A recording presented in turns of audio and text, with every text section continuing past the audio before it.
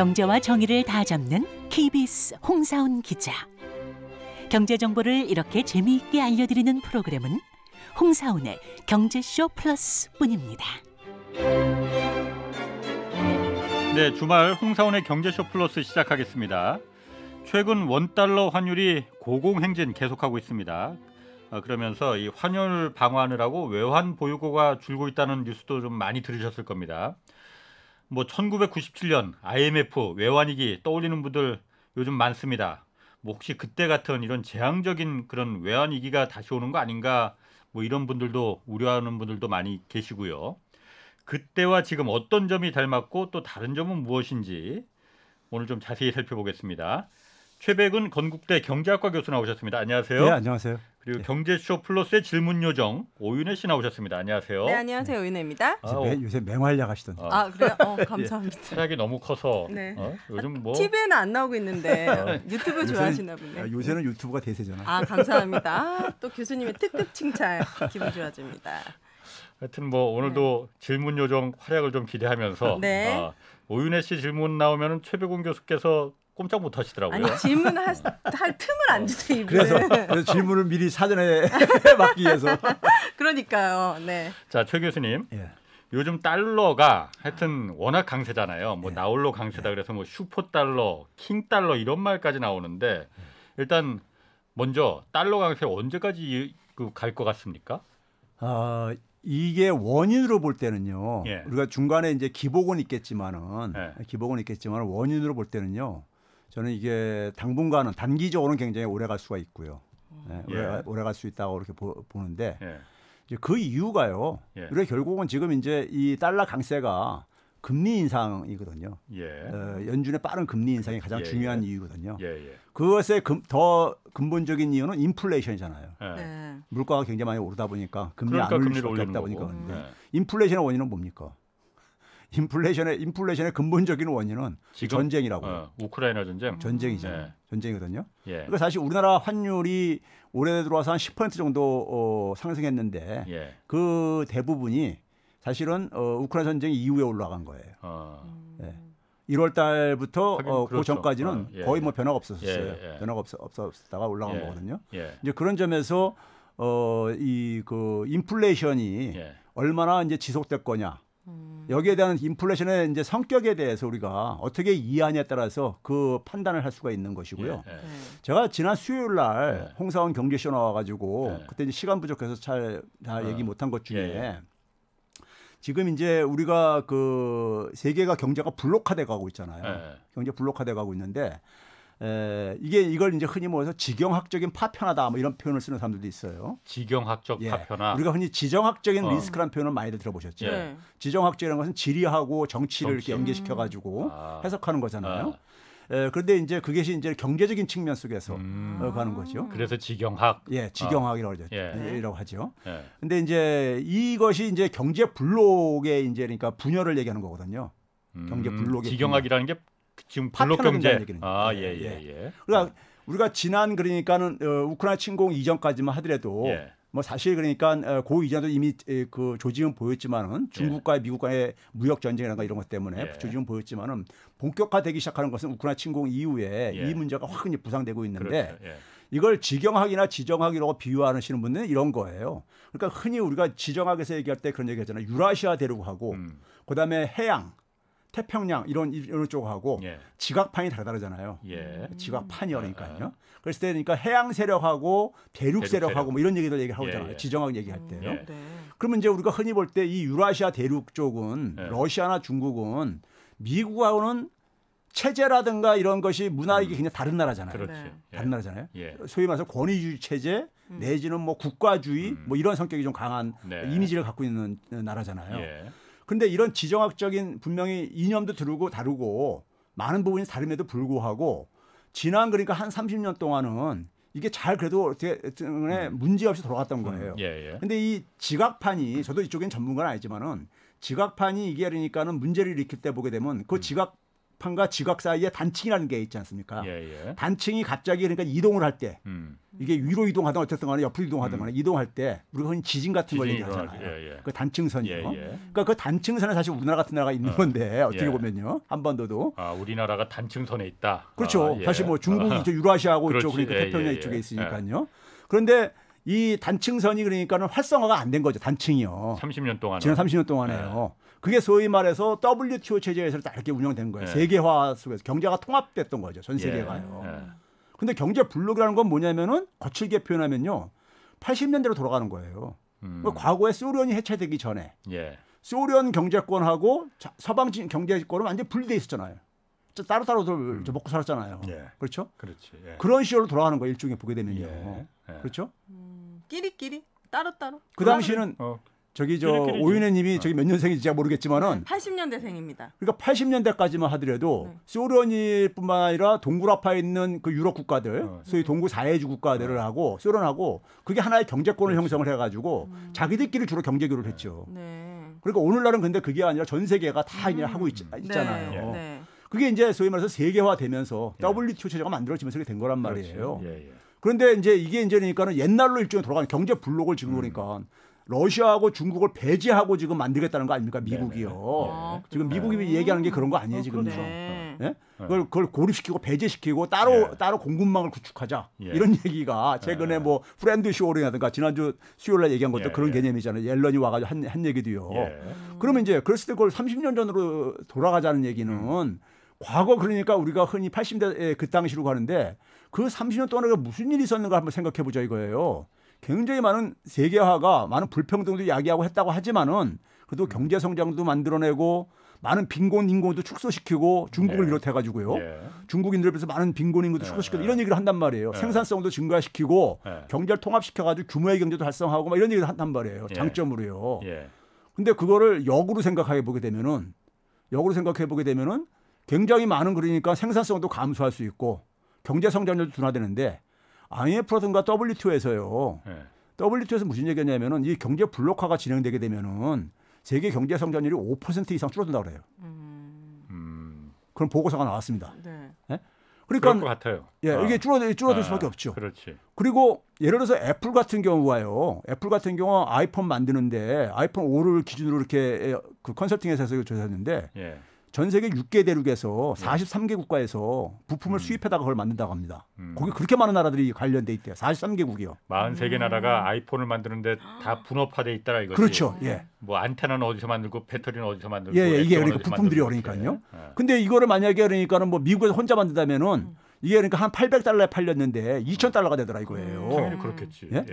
심지어는 그러니까 월스트리트저널에서 욕조, 사람들이 쓰는 단순한 욕조 같은 경우도 한 7개 국가에서 수입해가지고 1,840개 정도의 부품을 이렇게 그하더라 이거예요. 근데 그걸 미국에서 만들면은 제품값이 엄청 비싸진다 이거예요. 근데 왜 달러가 강세됩니까? 아니 그러니까 이제 그런 점에서 이제 그러니까 이게 경제 블록화가 되게 되면은 굉장히 물가도 인플레이션도 지속될 거라 이거예요. 그러니까요. 인플레이션도요. 더 자극하는 거지. 더 비싸지니까 물건이. 그렇다면 그런 것들이 지금 경제 블록화라는 것의 기본적인 요인은 뭡니까요? 이게 그러니까 미국은 헤게모니를 유지하려고 하는 것이고 거기에 도전하는 것이 중국이나 러시아가 도전을 하는 것이고 이 패권 충돌이잖아요. 근데 이게 그러니까는 미국이 먼저 항복하겠습니까? 아니면 중국이 항복을 하겠습니까? 안 하지 서로. 서로 안 한다는 얘기는 이건 굉장히 장기화될 수 있다는 가능성이 보이는 거잖아요. 항복하면 죽는 건데. 러시아하고 하는 것도 러시아하고 이게 그러니까 휴전 상태로 이제 갈 가능성이 높다. 한국처럼 남북한 간에 지금 휴전 상태잖아요. 러시아 우크라이나도 그렇게 갈 가능성이 높다고 이렇게 많은 얘기들을 하고 있는데 그렇게 되면 러시아에 대한 제재는 계속 갈 게 아닙니까? 그렇죠. 전쟁이 추전이 되더라도 그렇죠. 러시아 제재는 사실 우크라이나 침공 이전부터도 진행돼 왔어요. 2014년 이후부터도요. 그러니까 이제 그 제재가 계속 갈 게 아니겠습니까? 그럼 거기다가 이제 중국하고 본 게임들 하나 있잖아요. 그러면 우리가 인플레이션 이런 문제가 이게 그러니까 이게 당분간 이게 완화되기 쉽지 않을 거라 이거죠. 그런 면에서 않으면은 무슨 문제가 있냐면 가장 중요한 문제는요. 미국은 항상 거대한 충격이 올 때마다 금융위기라든가 팬데믹이라든가 이런 충격이 올 때마다 그 해결사가 뭘 했냐면 달러 찍어냈었습니다. 돈 풀어서. 그렇잖아요. 달러 엄청 찍어내서 그랬잖아요. 늘 그래왔죠. 그걸 영어로는 이지머니라고 하는데 이지머니요. 굉장히 그러니까 저금리 자금을 금리를 바닥까지 내리고 이렇게 돈 푸는 거 아니에요. 그걸 해결했잖아요. 수습했잖아요. 그런데 인플레이션이 생기게 되면은 그거 못 한다는 얘기잖아요. 이게 바로 뭐냐면 해결책이 없다는 얘기예요, 그럼요. 그렇죠? 경기가 침체가 오고 인플레이션이 지속되고 그러면은 과거에는 돈 풀어가지고 충격을 해소했는데 돈 풀 수가 없는 이런 이제 시대가 쉽게 얘기하면 달러의 힘이 그러니까 사실 막을 내리는 시대가 올 수가 있다. 그러니까 과거에 그 부분을 얘기를 좀 해주셔야 될 것 같아요. 과거에는 여태까지 그러니까 2008년 금융위기 때도 그랬고 그 전에도 그렇고 미국이 위기가 왔을 때 돈을 풀었잖아요. 그렇죠. 근데 그때는 인플레가 안 왔잖아요. 그래서 더 많이 푼 거 아니에요? 그렇죠. 돈 풀어도 인플레가 안 오네. 그렇죠. 왜 안 왔습니까? 이번엔 왜 왔고? 돈이요. 돈이 이 풀린 돈 중에서 실물 경제로 가는 거는 한 20%뿐이 안 됩니다. 나머지는 다 어디로 가느냐? 미국은 주식으로 가장 많이 가고 두 번째 부동산으로 가고 그다음에 코인 이런 데로 가고 우리나라는 부동산으로 상당 부분이 가고요. 1순위가 부동산, 2순위가 주식 이렇게 가는데 그러니까 그쪽 자산 시장으로 간 거죠. 그러니까 이제 이게 긴축을 하면서 그쪽 돈이 이제 그러니까는 빠져나가면서 이게 충격이 자산시장에 충격이 오는 거 수밖에 없는 또 당연한 거거든요. 그럼 이제 그쪽으로 간 돈들은 그러니까는 대개 그 혜택은 누가 하냐면 상위 10%만 혜택 봅니다. 소득이 높은 사람들이. 소득이 높은 사람들이 자기의 자산이 증가된다고 해서 소비를 많이 늘리진 않아요. 그렇지. 한계가 있죠. 그러니까 이게 실물 경제는 별 도움이 안 되는 거예요. 그러니까 인플레이션 자극을 안 하죠. 돈을 풀어가지고 사람들한테 들어온 돈이 막 써가지고 써야지만이 이게 그러니까는 이게 인플레이션을 유발하는 건데 소비가 폭발을 해야 그렇죠. 해야 되는 건데 일반 대부분 서민들한테는 돈이 안 오니까요. 우리나라 같은 경우도 지난 2년 동안에 2020년부터 2021년 말까지 697조가 통화가 증가했습니다. 증가한 것이 1인당으로 하게 되면 한 1,500만 원 가까운 돈이에요. 오인혜 씨 그 정도 돈이 증가했습니까? 그러면 그랬을 때 그 돈이 그렇게 증가했는데 실물 경제는 우리가 19%뿐이 안 갔어요. 실물 경제는요. 다 자산으로 자산 시장으로 간 거예요. 특히 우리나라는 부동산 시장으로. 그러니까 인플레가 안 생겼다 이거죠. 그렇죠. 안 생기는 거죠. 그런데 이번엔 왜? 이번에 생기는 건 그러니까 아까 얘기했듯이 전쟁이 만들어낸 거잖아요. 전쟁 때문에. 석유가 그러니까 작년에 10월 달부터 그러니까 인플레가 좀 이제 이렇게 들썩이기 시작하거든요. 근데 그때만 하더라도 오미크론에서 좀 이제 벗어났다고 생각을 해가지고 갑자기 이제 사람들이 이제 그러니까 경제 활동이 급격하게 증가하면서 소위 말해서 공급이 그러니까 갑자기 뒷받침이 안 되면서 일시적으로 생겼던 거예요. 그래서 제가 지난 시간 과거에도 얘기했듯이 연준에서는 이 인플레이션이라면은 이 오미크론에 의한 공급망 충격이 생긴 인플레이션이라면은 이건 일시적일 것이다. 시간이 지나면은 이거는 공급에서 어차피 조정이 생겨가지고 바로 이건 이제 시정이 될 것이다. 이렇게 해서 금리를 안 올리는 이유를 그걸 핑계를 댔던 거예요. 그런데 그것이 거의 좀 이렇게 끝나갈 무렵에 우크라이나 침공이 터졌잖아요. 석유 가격이 이제 폭발시켰잖아요. 석유 가격이요. 그렇죠? 그러니까 그러면서 우리가 이 소위 말해서 인플레이션 그러니까 7%, 8%, 막 9% 넘는 거는 유가 때문에 사실 이게 자극한 거잖아요. 핵심적인 거거든요. 전쟁이잖아요. 석유는 전쟁이었잖아요. 사실은요. 그러니까 이거는 그러니까 사실 돈하고 관계가 없는 거죠. 돈에 의한 거는요. 제가 계산을 해봤어요. 계산을 해봤는데 돈에 의해서 한 것은 한 연 1.3% 정도 안 끌어올렸습니다. 그러니까 그거는 뭐냐면 과거 금융위기 때랑 큰 차이가 없는 거예요. 돈이 풀려가지고 끌어올린 물가는요. 그럼 전쟁이 끝나면 물가 내려옵니까? 전쟁이 끝나더라도 아까 했듯이 제재가 계속해서 되게 되면 예를 들어서 러시아 석유 그러니까는 못 쓰게 하겠다. 미국은 지금 그거 아니에요. 그러니까요. 그게 러시아의 경제를 뒷받침하는 러시아가 지금 굉장히 뭐냐면 무역수지 흑자랑 경상수지 흑자가 역대 최고를 기록하고 있어요. 오히려 그러니까는 러시아를 도와주고 앉아 있는 거죠. 슬프네요. 역설적으로. 그렇죠? 뭐 곡물뿐만이 아니라 곡물도 지금 그러니까 말이에요. 공급이 부족하고. 그러니까 러시아는 그러니까 전쟁을 지금 장기화하는 거예요. 자금이 있으니까 뒷받침이 되니까 돈이 뒷받침이 되니까는. 그러니까는 이제 그 러시아에 대해서 그러니까 우리가 지난 수요일에도 얘기했지만 옐런이 와가지고 소위 말해서 석유 가격 상한제 이걸 이제 그러니까 도입하고 동참을 해달라 뭐 이렇게 요청하고 그런 거 아닙니까? 석유 가격 좀 석유를 싸게 못 쓰게 하는 건 못 말리겠으니까는 이걸 그러니까 가격을 그러니까 싸게 사도록 강제적으로 그렇게 하자 이런 거 하는 거 아닙니까요? 그런데 하여간 그건 제가 지난 수요일 날 설명을 드렸고 그러니까 이게 지금 뭐냐면 계속 제재는 지금 양쪽이 어느 한쪽이 지금 이걸 물러설 수 없는 저거잖아요. 미국이 지금 이걸 가지고 자기들이 그러니까 뭐 지금 우리가 졌다 이렇게 하겠습니까? 아니면 헤게모니를 지금 포기하겠습니까? 미국이요. 그건 가능하지 않아요. 그 가능성이 없다고 생각하잖아요. 그럼 러시아하고 중국이 그러면 저렇게 했는데 하고 있는데 내가 이제 와서 무릎 꿇고 이제 미국한테 무릎 꿇고 항복을 하겠냐고요. 그것도 가능하지 않은 얘기죠. 그렇죠. 그러면은 결국은 뭐냐면 이 충돌은 소위 말해서 아까 했듯이 지각판 사이에 충돌은 그러니까는 계속 진행형이 될 수밖에 없다. 당분간은. 그래서 저는 이 상황을요. 이 상황을 우리가 지난주 일요일부터입니까? 17일부터 19일 이제 지금 유럽이 난리잖아요.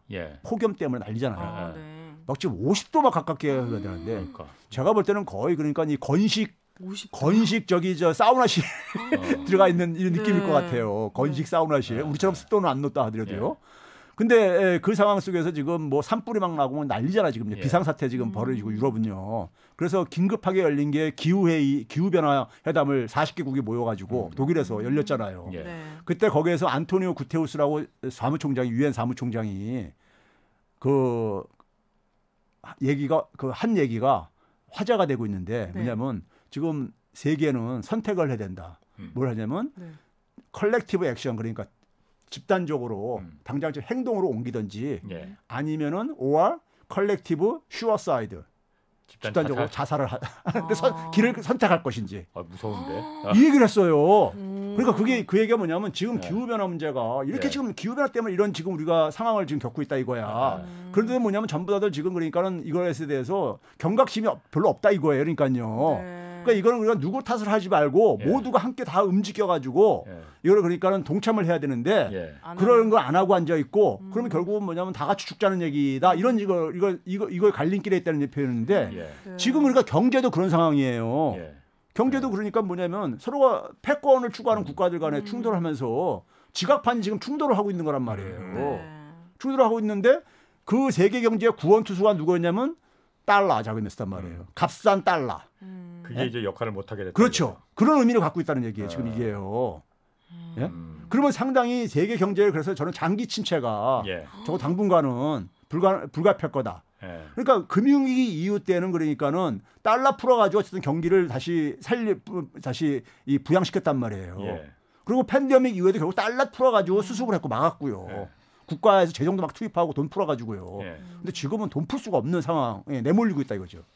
인플레이션이 이 문제가. 그러니까 이 인플레이션이 저는 그래서 과거하고는 다른 새로운 처음형 형태의 인플레이션이라는 얘기를 하는 이유가 이 새로운 처음형이라는 게 뭐냐면요. 우리가 뭐냐면 예측할 수 없는 일. 그러니까 과거에 우리가 산업문명 속에서 갖고 있는 지적 체계를 가지고 예측할 수 없는 것들. 혹은 뭐냐면 예측을 하더라도 단기간 내 해결하기 어려운 그리고 기후변화 같은 게 그런 거잖아요. 예측을 하는데 이건 뭐 당장 우리가 뭐 해결하기가 쉽지가 않잖아요. 그렇죠? 이 코로나 바이러스 같은 것도 마찬가지예요. 그러니까요. 이것도 그러니까요. 그러니까 이런 현상들이 일어나는데 문제는 뭐냐 이것이 전 세계에다 영향을 미치는 규모가 큰 형태로 일어나고 있다 이거예요. 이런 부분들은 다 되게 가요. 그렇죠? 세계가 다 이게 연결돼 있기 때문에 그렇습니다. 근데 이걸 지금 뭐냐면 경제 블록하겠다는 것은 강제로 끊어내겠다는 거예요.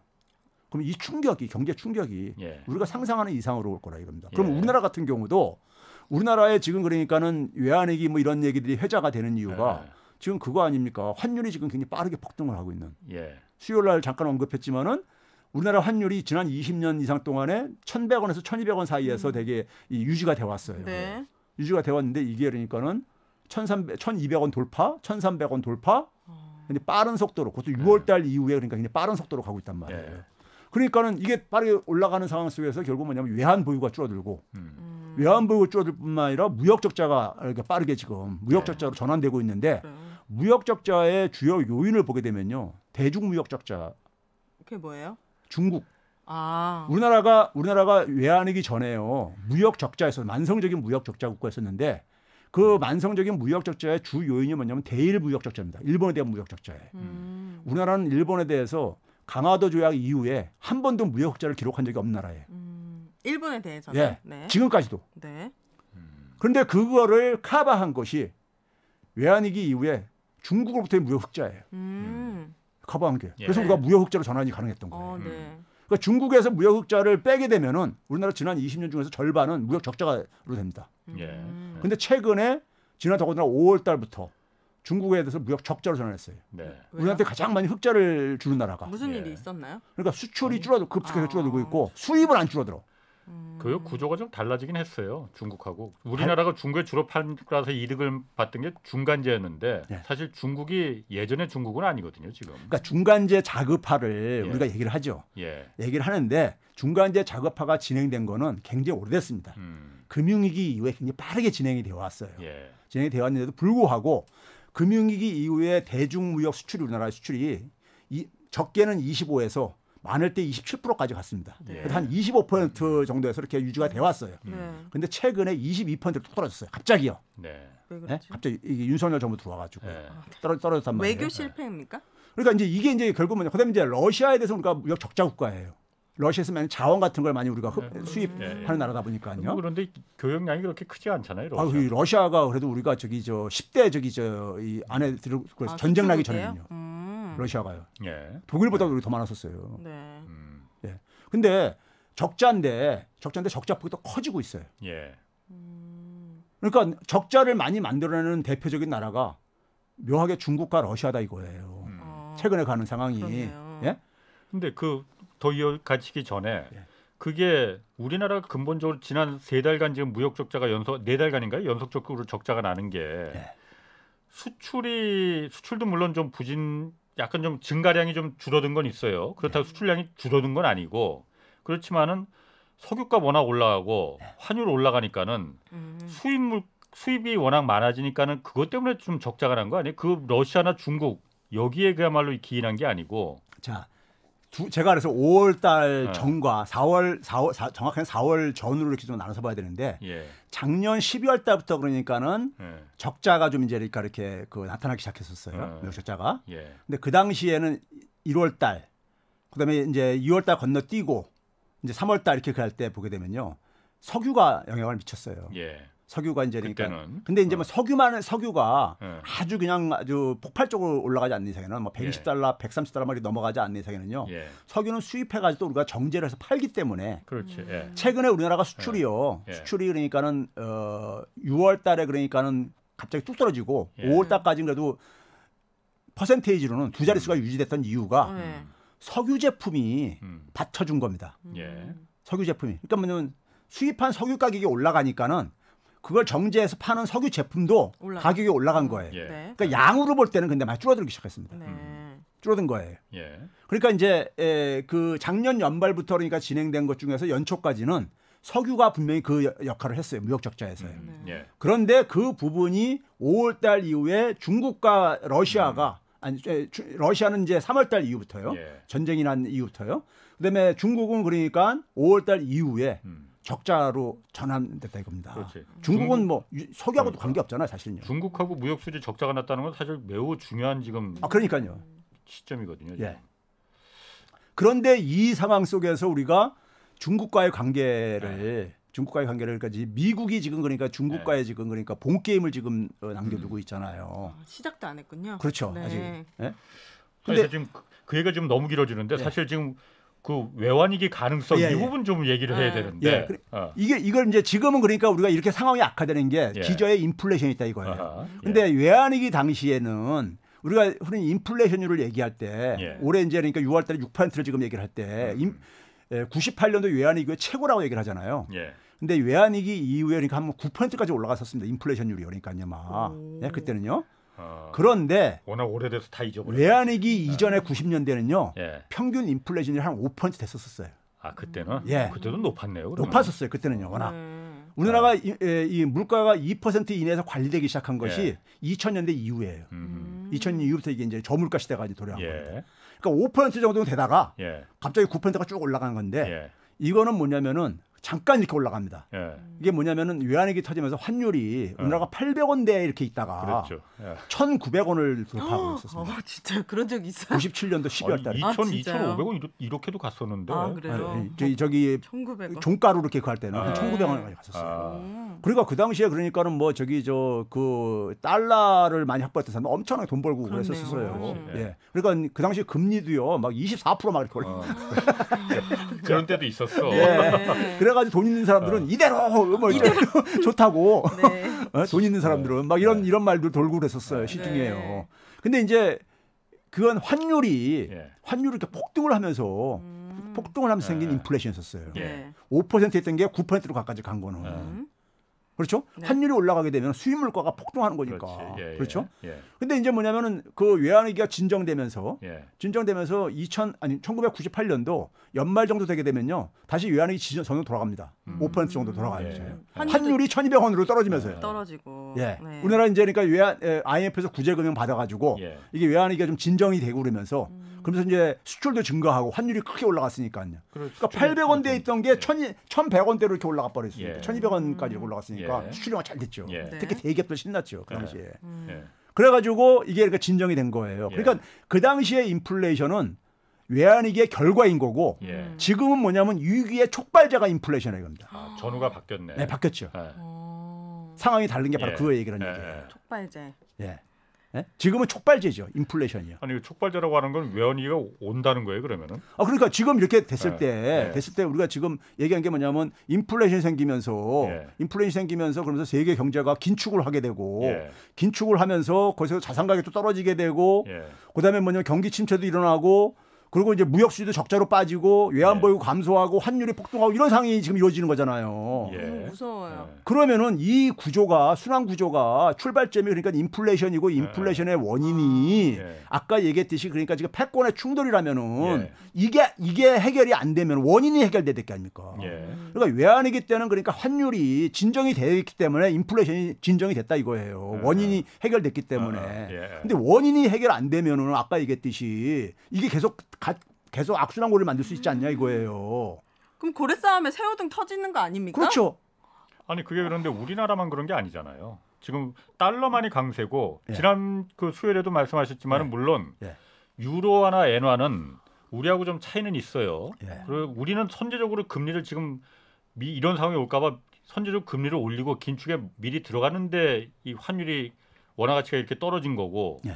유럽이나 일본은 그렇게도 안 했는데도 그 선제적인 긴축을 안 했는데도 좀 이렇게 떨어진 거니까 좀 차이는 있지만은 어쨌든 그 화폐 가치가 떨어진 거니까 다른 나라도 우리나라만 문제는 아니잖아요. 아니죠. 우리가 그러니까는 지난 수요일 날 얘기했듯이 유로화나 엔화는 유럽하고 일본도 약간 차이는 있지만은 이거지, 그러니까. 아니 유럽은 앞으로. 기본적으로 금리 안 올렸잖아요. 예. 그래서 이제 그러니까 유로가 많이 떨어진 거예요. 예. 미국하고 격차가 벌어지면서 예. 거기다 뭐냐면 거기는 저유로를 즐겨요. 예. 그래야지만요 거기는 수출 가지고 그나마 경기 부양했던 나라예요. 유로존 위기 이후에요. 예. 그런데 그런 반면에 인플레는 얘가는요. 인플레가 가장 심하게 타격받는 데가 유럽이에요 지금요. 예. 우크라이나 침공으로 인해 가지고요. 예. 타격받는 나라가. 예.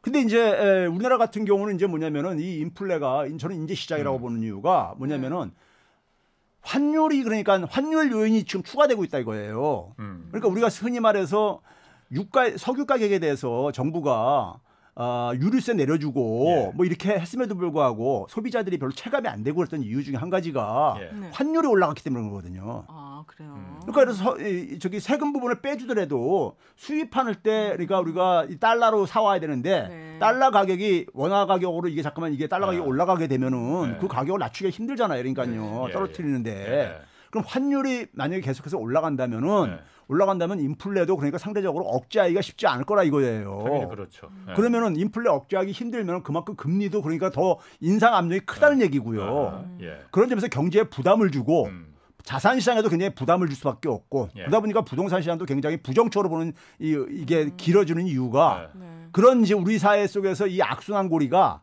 이게 그러니까 구조적으로 지금 만들어지고 있다는 이것 때문에 그러는 거예요. 예. 그러면 이런 상황 속에서 소위 말해서 환율이 지금 그러니까는 정부에서는 이걸 방어하는 애 지금 사실 그러니까 총력을 기울이고 있잖아요. 뭐 외환도 많이 쓰고 있습니다. 최근에 옐렌이 왔을 때도 그러니까 우리가 한미 통화 소파에 그러니까 지금 목매고 있잖아요, 지금요. 예. 목매고 있고 지난번에 수요일 날 얘기하셨지만은 외국인 채권 투자에 대해서 세금도 그러니까 감면해 주는 이런 것도 하는 이유들도 그리고 그게 뭐 달러 지금 자금 그러니까는 나가는 거 막게 하고 하려고 하는 거 아닙니까? 네. 네, 그렇죠? 그러면 이제 그만큼 뭐냐면 정부에서는 이걸 총력을 여기다 기울이겠다는데 달러가 그러니까 이래서 우리가 줄어드는 이유를 해결을 해야 되는 거죠. 달러가 줄어드는 거는 기본적으로 무역 수지 경상 수지 부분인 거잖아요. 예. 이거잖아요. 예. 무역 수지를 경상 수지의 대부분은 무역 수지가 구성되고 있는 건데 그렇죠? 무역 수지 적자를 그러니까는 이거를 막아야 된다는 얘기죠. 그러니까 우리나라 같은 경우 지금 이 문제가 생기는 것이 바로 아까 얘기했던 그러니까는 이 지각판의 충돌에 여기에 가장 피해를 본 나라가 대한민국이 되고 있고 거기에 그러니까 우리가 외환보유액이 사실 다 충분히 하지가 않아요. 네? 싱가포르나 대만 이런 나라들에 비해서 굉장히 부족해요. GDP 대비 한 24 내지 5%뿐이 안 돼요. 싱가포르는 거의 100% 됩니다. 많이 네? 대만도 그러니까 한 80% 90% 되고요. 그 나라들은 그러니까 스위스도 마찬가지고요. 다 그러니까 이거 방어하는 나라들은요. 네? 아니, 그런데 그 외환 보유고 문제는 사실 IMF 때 우리가 외환 위기를 겪었던 그 이유 중에 하나가 우리가 단기 그 부채 달러 외화에 대한 그 외화 달러 표시 그 단기 부채가 그때는 워낙 많았었고 지금은 우리가 갖고 있는 외환 보유고 한 4천 몇백억 달러보다도 단기 부채 비율이 훨씬 적잖아요. 그러니까는 장기 부채야 뭐 사실 뭐 10년 20년 뭐 그런 거는 뭐 걱정 없고 금방 돌아오는 그 부채에 대해서 우리가 갚을 능력이 있느냐 없느냐 외환이 이건데 지금은 여유가 좀 있는 거 아니에요. 그리고 또 우리나라가 어쨌든 해외에 대한 순채권국으로 바뀌었지 않습니까? 그런 면에서도 그렇게 외환 위기가 올 거다 그렇게 겁먹을 필요는 없는 거 아닌가? 너무 뭐 대비는 해야겠지만은 왜 이렇게 똑똑해지셨어요? 질문의 수준이 완전 지금 카이스트야. 깜짝 놀랐네. 내 자신이 물어놓고 놀라네. 너무 칭찬해. 깜짝 놀랐어요 질문이. 자기 질문에 자기가 놀라는 적이 있었어요. 그러니까. 자 어쨌든 와. 어떻습니까? 그런데요, 우리가 제가 수요일에 잠깐 언급했었지만은 그 97년도에는요, 97년도에는 우리나라 심지어 그러니까 저 같은 대학 교수라든가 심지어 뭐냐면 정책 당국이요. 그러니까 예를 들면 그 당시에도 그러니까 기재부라든가 이런 데서도 이 국제 금융에 대한 제대로 그러니까는 이해도가 높은 사람들이 없었어요. 물론 그때 그 당시 얘기하셨지. 이게 뭐냐면 그래서 그 당시에 뭐냐면 우리가 지금들 기억하실지 모르겠는데요. 김영삼 정부 출범하고 나가지고 OECD 가입 추진했었잖아요. 그러면서 그때 뭐냐면 외환시장 자유화 조치를 추진합니다. 그랬어요. 그래서 외환 거래를 자유화. 특히 뭐냐면 은행과 금융회사들한테 외국에서 그러니까 외환을 그러니까는 자유롭게 그러니까 조달해서 쓸 수 있게. 그다음에 국내 내국인들도 해외로 갖고 나가는 돈을 많이 갖고 나갈 수 있게. 이걸 제한을 많이 풀어주면서 외환시장을 소위 선진화시킨다는 미명하에 갑자기 이제 그렇게 한 거예요. 그래가지고. 당연히 뭐냐면 예국이 금리가 낮으니까는 금융회사들이 그 돈을 막 갖다가 들어왔다가 그걸 가지고 막 돈놀이 했던 거예요. 종금사들 비롯해가지고요. 근데 문제는 뭐냐면 이게 갖다 쓸 때는 좋지만은 이 돈이라는 것이 그 당시 97년도 7월 달부터 그러니까 태국에서 그러니까 은행들이 부도가 나고 이러면서 충격이 나타나면서 한국에 빌려준 돈들을 회수를 하면서 한꺼번에 다 빠져나가면서 갑자기 확 빠져나간 거 아니에요. 그러니까 돈이라는 것은 갑자기 그러니까 뭐가 이렇게 불안해지게 되면은 다 급속도로 빠르게 움츠러들거든요. 움츠러들거든요, 사람들이요. 돈이라는 게 굉장히 아주 사람들이 민감하다 보니까 그렇죠. 그러다 보니까 돈이 갑자기 빠져나가면서 그걸 막을 수 있는 게 마지막 이 보루가 외환보유고인 거잖아요. 근데 외환보유고가 근데 기본적인 그 토대는 뭐냐면 경상수지 흑자란 말이에요. 그렇죠. 근데 무역수지 적자가 계속 증가를 해왔단 말이에요. 그거를 그러니까 뭐냐면 외국에서 들어온 돈으로 막았던 거야. 빌려다 쓴 돈 가지고요. 그러니까 근데 이게 갑자기 빠져나갈 때를 그러니까는 이거를 우리나라 전문가들은 그 당시에 그런 경우를 생각한 사람이 한 사람도 없었던 거야. 돈이라는 것은 평상시에는 있잖아요. 아무리 위험한 것도 평상시에 돈이 돌 때는 있잖아요. 아무 문제 없습니다. 사람도 뭐 이렇게 이 몸이 안 좋아가지고 그런 사람들도 피가 잘 돌 때는 아무 문제 없습니다. 근데 갑자기 이게 그러니까는 뭐 기후가 차가워진다든가 했을 때 이게 안 돌게 되면 이제 사고 나듯이 똑같은 건데, 근데 지금은 말이에요. 지금 아까 그러니까 채권 국가라 그랬는데 우리가 그러니까 그 가용할 수 있는 우리가 현금화 시킬 수 있는 동원할 수 있는 이거는 그러니까 별개 문제인 거예요. 그거는 별개 문제다. 그렇죠. 채권국이라 하더라도 그게 금방 팔아서 돈이 돼 달러로 바꿔야 되는데 그럴 수는 없다. 거기다가 뭐냐면 제가 우려하는 건 이거죠. 이것이 구조적인 문제라고 할 때 사람들이 시장이 그러니까 한국에 대해서 불안을 느낄 때, 그다음에 뭐냐면 거기 투기세를 또 제가 가세를 하고 그랬을 때, 그때는 뭐냐면 계속해서 환율 상승에 베팅을 이제 계속 이제 할 수가 있는 이런 흐름이 형성되게 된다 이거죠. 저 질문 단답형 하나만 해도 됩니까? 짧게 해야 되는데 진짜 짧게. 2부가 진짜 단답형으로 해주세요.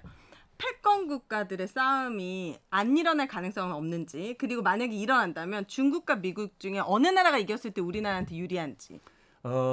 패권 아까 얘기했듯이 패권권의 싸움이 안 날 가능성은 지금으로서는 거의 없고요. 제로고 만약에 싸운다면 싸웠을 때 우리나라는 둘 다 그러니까 다 좋은 건 없습니다. 그건 정답이 없어. 그거는. 뭐야? 좋은 거 없어요. 답이 없군요. 알겠습니다. 1부는 여기서 좀 마치고 네. 그 2부 지금 저희가 그 이번에 특집으로 마련한 내가 경제스타 K 이거 좀 이어가겠습니다. 자, 지금 여러분께서는 홍사원의 경제쇼 플러스 듣고 계십니다.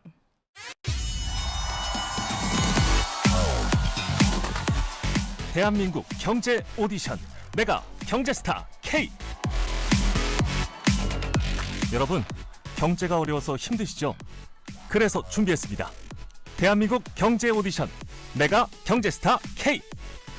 힘든 경제 상황을 이겨낸 감동 스토리, 우리 가정의 특별한 경제 공부법, 슬기로운 투자 아이디어, 경제와 관련된 이야기라면 모두 환영합니다.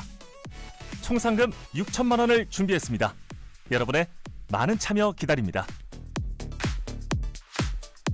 이 프로그램은 당신의 투자의 길을 춤추게 하는 새로운 투자 플랫폼 탱고픽에서 함께합니다.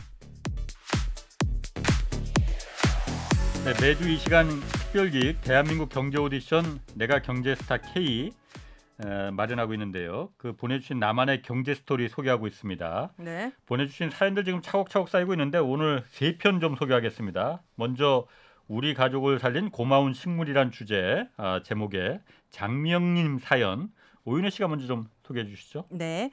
남편이 고깃집을 연 날은 2020년 1월 10일이었습니다. 그리고 열흘 후 우리나라에 코로나19 환자가 발생했습니다. 성실한 남편은 퇴직 전부터 도축하는 곳을 쫓아다니고 고기 분할 전형부터 부위별 다듬기를 배웠어요.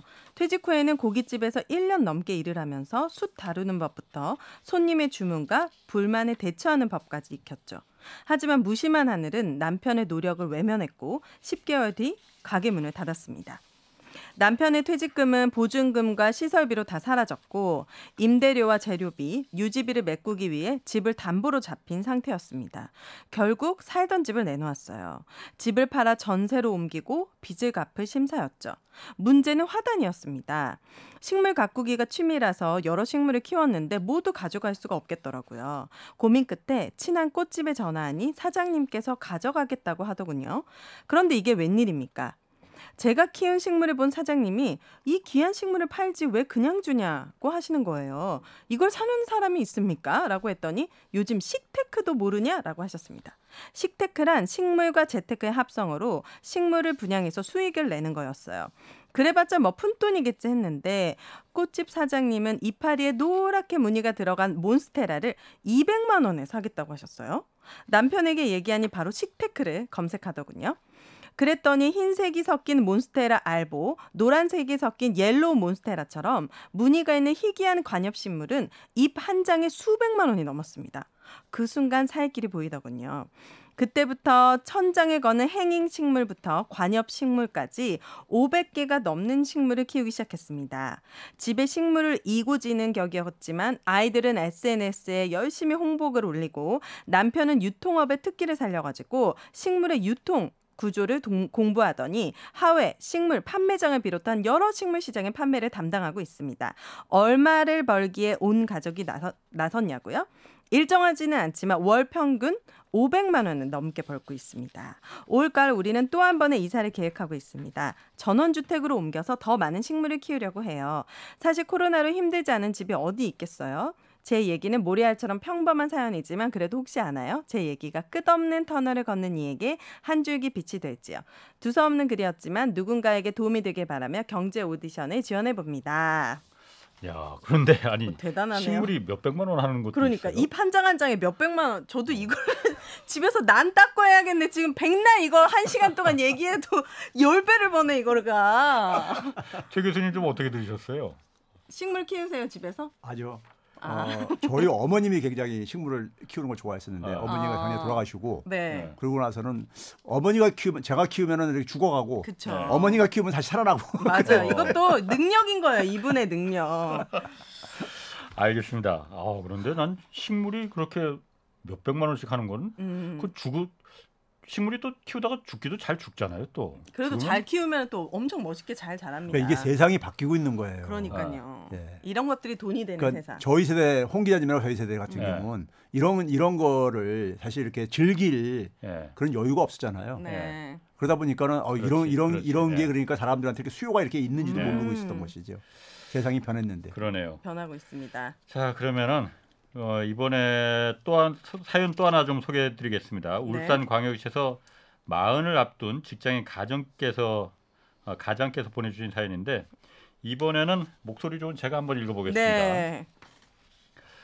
대한민국의 80년대생이 그렇듯이 저 역시 10대 시절 IMF 외환위기에 칼바람을 맞았습니다.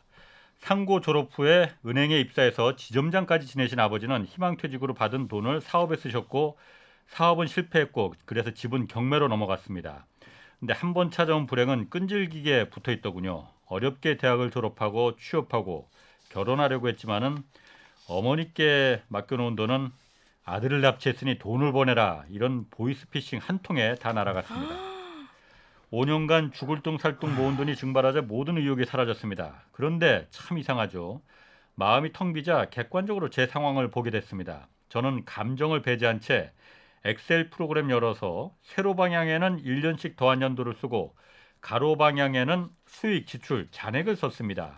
이렇게 만드니까 제 삶의 남은 기간이 40년 정도 된다고 봐도 엑셀 화면에서 스크롤을 내릴 필요가 없었습니다.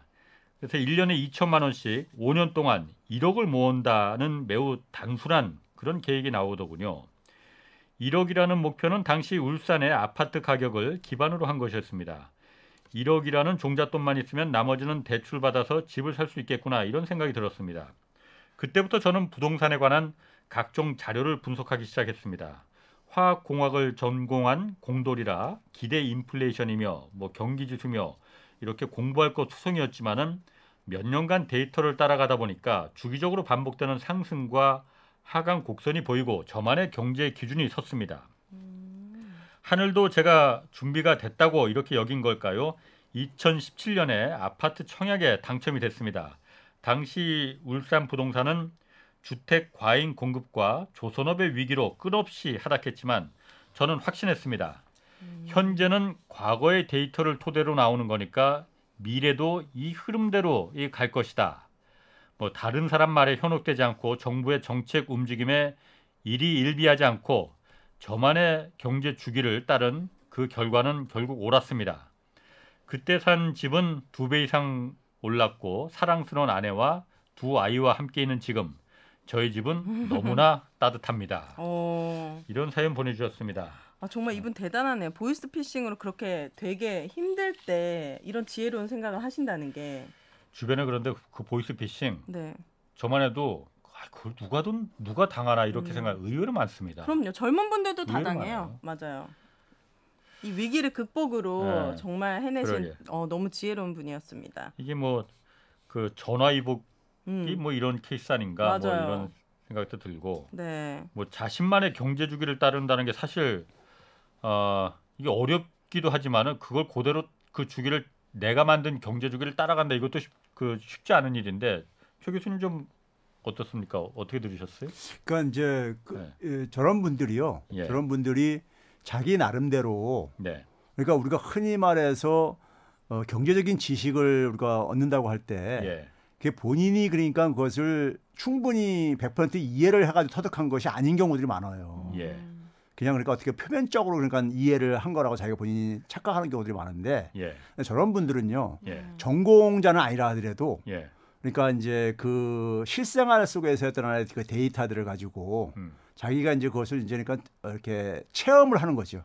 일종의 보면요. 그러면서 얻은 거다 보니까는 그 속에서 얻는 소위 말해서 어떤 하나의 자기 나름대로 어떤 법칙이라든가 규칙이 사실 경제 전문가들이 얘기하는 많은 규칙들은요. 서구사에서 만들어진 경험을 가지고 얘기하는 것들이 많아요. 그렇지. 그런데 우리나라하고는 굉장히 괴리가 있는 것들이 많습니다.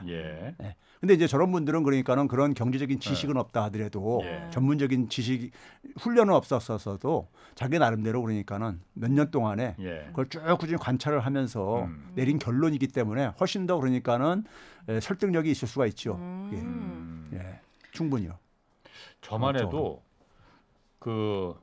제가 지난주에도 뭐 말했지만은 사실 제가 이 경제쇼 맡기 전에는 주식 저는 안 해봤거든요. 왜냐면 저만 해도 왜 그런 생각을 했나 모르겠는데 주식은 이거 합법적인 도박판이다. 꾼들만 하는 거다. 네. 잘못하면 저기는 근처에는 가면 큰일 난다. 왜냐면 저희 아버지가 좀 맞아. 모든 아버지들이 기둥 다 뽑으니까. 그런데 사실 이거 주식이라는 건 뭐 누구는 뭐 이거 합법적인 도박판이다 이렇게 말하는 분들도 있지만은 어쨌든 산업자본에 어쨌든 우리가 그 자금이 되는 거기 때문에 그렇게 뭐 부정적으로 볼 건 아닌 것 같아요. 그런데 저는 이렇게 생각했거든요. 딱 경제쇼 하면서 주식도 좀 알아야 되니까 하면서 제가 경험을 쌓아야겠다 해서 한 가지 종목만 쭉 이렇게 제가 쭉 관찰하고 거기다 좀 투자를 좀 해봤어요. 조금. 그러면서 그 기업의 패턴이 이렇게 막 보이더라고요. 주가나 이런 게. 그리고 그 기업에 대해서 좀 들여다보게 되고 이 기업이 뭐 하는 데고 왜 전망이 있는 거지? 나 나름대로 원칙을 세우니까 그렇게 손해보진 않더라고요. 그렇죠. 그게 바로 이제 알게 된 거죠. 정확하게.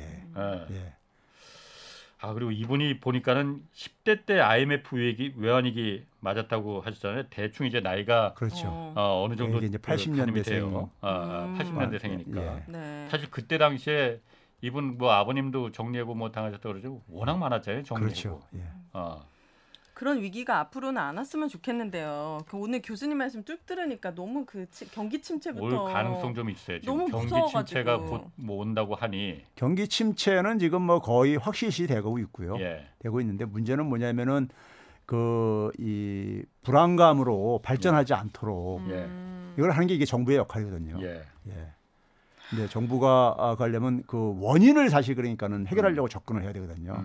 그러니까 잠깐만 이게 그 미봉책으로 그러니까 접근해가는 거는 아까 얘기했듯이 외국인들한테 채권 투자 세금을 감면해준다든가 아니면 그러니까 어디서 돈 빌려 통화 수업 해가지고 돈을 좀 메꾸려고 한다든가 이런 거는 사실 미봉책이거든요. 그러니까 임시 방편. 그렇죠, 임시 방편. 이런 미국과 중국이 그냥 공동 1등으로 하면 안 됩니까? 그러면 나머지 1등 좋다.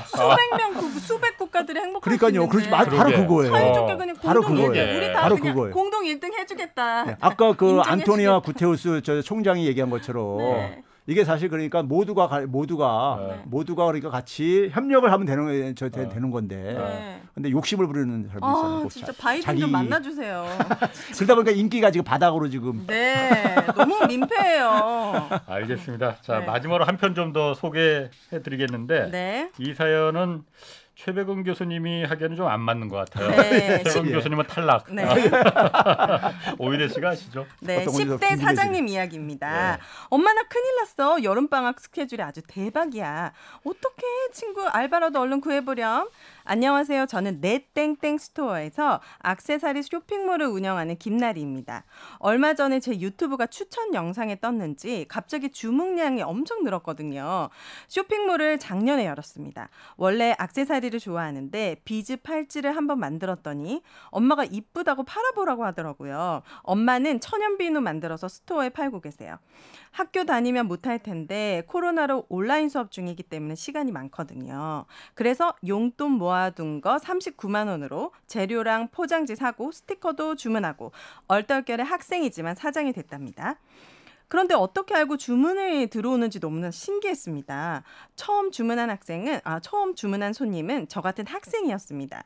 그래서 감사하다고 손편지도 쓰고 예쁜 스티커도 엄청 넣어드렸어요. 홍보도 하면 좋다고 해서 유튜브랑 틱톡, 인스타도 열었습니다. 비싼 카메라는 아니고 폰으로 찍어서 폰으로 직접 편집해서 올려요. 친구들도 브이로그 많이 하니까 그건 별로 어렵진 않았습니다. 그래서 매출이 얼마냐고요? 많은 분들이 그걸 제일 궁금해하는데 자세한 건 공개할 수 없지만 순이익만 100만 원 중후반대입니다. 친구들은 좋은 대학 가려고 공부하는데 불안하지 않냐고 물어보시는데 전혀 불안하지 않습니다. 저희 부모님은 대학은 언제든 가고 싶을 때 가라고 하세요. 저도 지금은 대학보다는 3년 안에 돈을 더 모아서 저의 브랜드를 만드는 게 꿈입니다. 엄마가 라디오 듣다가 이런 게 있다고 알려줬는데 혹시 제 쇼핑몰이 소개되면 홍보도 되겠죠? 저 꼭 뽑아주세요. 그리고 저 같은 10대 사장님이 더 많아지면 좋을 것 같네요. 10대 여러분 생각처럼 어렵지 않답니다. 이런 건 제가 박수 치고 싶어요. 너무 귀여워요. 너무 기특하고. 정말 이런 학생들이 많아지면은 한국 사회의 희망이에요. 맞아요. 책상에 앉아서 그렇죠. 영어 단어 하나 수학 문제 하나 더 푸느라고 낑낑대는 거 네. 이런 학생이 저는 희망이라고 봅니다. 자기 좋아하는 걸 찾았잖아요. 그러니까. 만들고 이거 진짜 보니까 어머님한테 손재주를 물려받으신 것 같아요. 어머니도 천연비누 만들고 이거 진짜 좀 손재주가 있어야지 비즈팔찌도 만들고 하는 거거든요. 그리고 저게 지금 뭐 작은 돈이라고 할지 모르겠지만은 비즈니스에 대한 것을 지금 그러니까 체득하고 있는 거거든요. 근데 저걸 다시 그러니까 많은 학생들은 그냥 교실에서 교과서에서 얻는데 이분은 직접 지금 그러니까 경험을 통해서 잘 체득하는 거잖아요. 이거 굉장히 소중한 경험이거든요. 100만 원 주는 방 때 이런 분들이 나중에 사업으로 어떤 식으로 확장될지 모르는 거예요. 이게 그러니까요. 근데 이런 경험이 없는 사람은 시작 자체를 그러니까 잘 못하죠. 이게 굉장한데. 요즘에 대부분의 청소년들이 왜 공부하는지 자기가 뭘 해야 되는지를 모르죠. 못하잖아요. 이 학생은 자기가 좋아하는 걸 하는 찾아낸 거죠. 그러니까요. 너무 저희 딸도 이렇게 키우고 싶고 부모님이 정말 교육이 정말 잘 돼 있는 것 같아요. 앞으로 사실 아까 부모님이 아까 그랬잖아요. 대학은 네가 가고 싶을 때 가라. 그거 굉장히 좋은 저기. 안 가도 괜찮고. 그렇죠. 알겠습니다. 그런데 이분 어디 쇼핑몰이에요? 아까 내 땡땡이는 네이버 온 것 같고. 네. 그리고 교수님께서는 이 학생 이제 부모님께서 대학은 뭐 가고 싶을 때 가라고 했는데 대학 교육보다 이렇게 이 아이가 이렇게 살아 경험하는 것이 더 좋은 교육이라고 보십니까? 저는요 이렇게 하다가 본인이 뭘 더 배우고 싶을 때 목적이 뚜렷할 때 그렇게 해가지고 대학 가면요 많은 대학생들은요 자기가 그냥 고등학교 졸업했기 때문에 대학을 오는 경우들이 많아요. 어떤 목적 의식 없이. 그러니까 우리가 흔히 중학교 졸업하고 나서 고등학교 가는 게 당연한 걸 생각하듯이 대학교도 그렇게 가고 대학교 나오면 대충 먹고 살겠지 하는 막연한 생각으로 그냥 점수에 맞춰서 전공하고 그렇죠. 이렇게 하다 보니 그런데 이 학생은 자기가 하다가 내가 좀 뭘 더 배우고 싶다는 생각이 들 수도 있잖아요. 그때 하게 되면 훨씬 더 효과도 클 수 있죠. 맞아요. 그럴 것 같아요. 그러니까 제 생각은 제가 사실 유럽의 청소년들은 왜 행복할까? 같은 청소년기에 마음껏 뛰놀고 축구하고 체력 기르고 이런데 한국 학생들은 그게 불가능하잖아요. 그렇죠. 왜 그럴까? 이런 학생들이 많아져야만이 자기가 하고 싶은 일을 해서 성공하는 학생들이 그 케이스들이 많아져야만이 한국의 학생들이 행복해집니다. 그렇죠. 근데 우리나라는 여전히 아직도 많은 기성세대들이 대학을 나왔느냐 이런 거 고졸자에 대한 어쨌든 간에 어떤 편견이라든가 이런 것들을 갖고 있는 게 심하잖아요. 우리나라는 여전히 그렇죠. 그러다 보니까 그런 것들을 아이들이 그러니까 오히려 발목을 잡고 있는 거죠.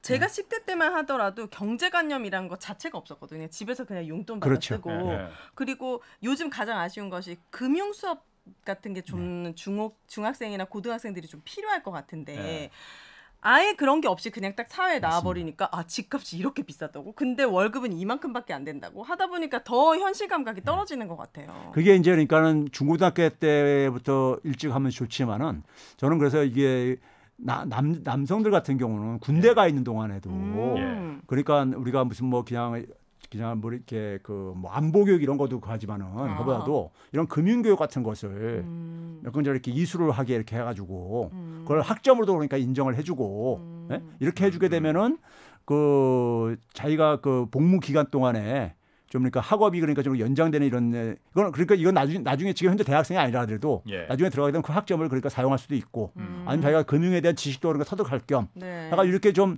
군인들의 시간을 좀 유효하게 해주는 것도 필요하다고 생각이 들어요. 네, 알겠습니다. 오늘 이 사연이 소개된 장미영님, 김나리님 그리고 40대 가장 이 세 분께 감사드리겠습니다. 그리고 아울러서 월 장원에 나가실 수 있는 기회도 함께 드립니다. 세 분. 여러분의 경제사연은 홍사훈의 경제쇼 홈페이지에 올려주시면 되고요. 12월 9일까지 진행되니까 많은 참여 바랍니다. 그리고 오늘 여기서 마치겠습니다. 오늘 함께해 주신 최백은 건국대 경제학과 교수 그리고 오윤혜 씨 두 분 고맙습니다. 네, 감사합니다. 자, 홍사훈의 경제쇼 플러스 마치겠습니다. 고맙습니다.